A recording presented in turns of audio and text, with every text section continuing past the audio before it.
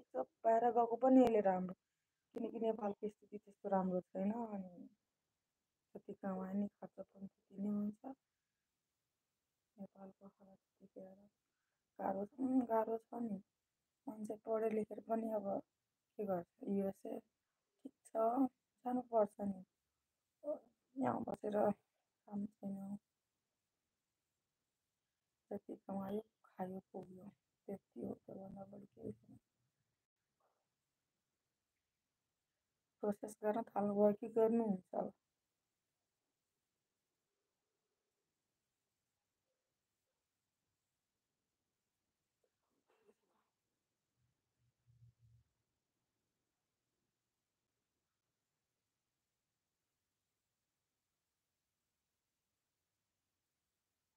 Hello hello, के छ खबर? ठिक छ, प्रोसेस गर्दैछु। अब भिसा आउन बाँकी चाहिँ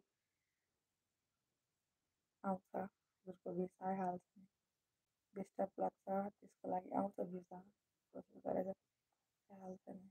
अलिकति टाइम लाग्छ, त्यो हो, उताको बाहिरतिरको आउँछ। हो सर, खाइसकेँ। यहाँ लाइभमा हिन्दी बोल्छ, नेपाली नै।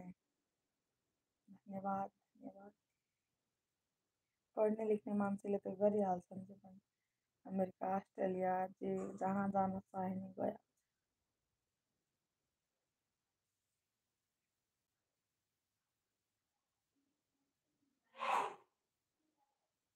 पागलै न।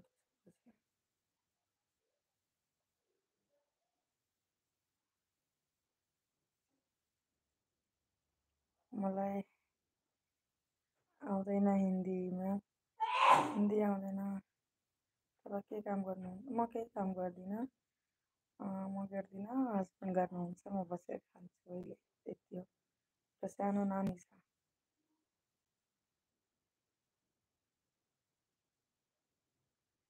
हिन्दी सिक्नुपर्छ, युट्युबमा आएर हिन्दी सिक्नुपर्छ। नेपाली बोलेर हुँदैन नि यादवजी।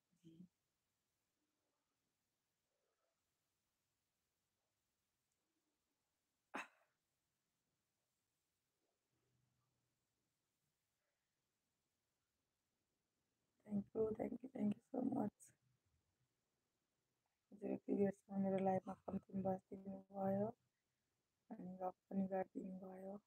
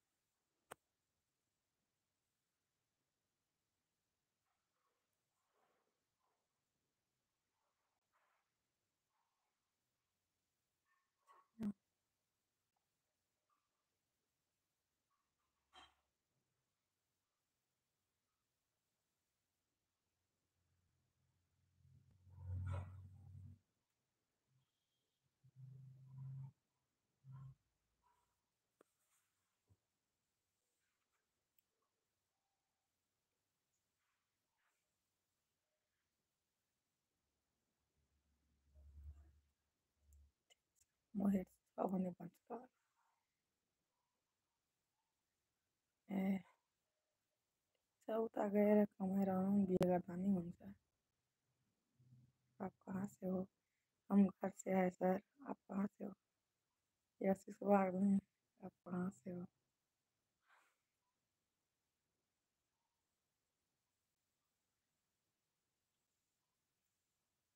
बिहे गरेर जानुभन्दा त उता गएर कमाएर आउनु, त्यसपछि बिहे गर्दा नि हुन्छ।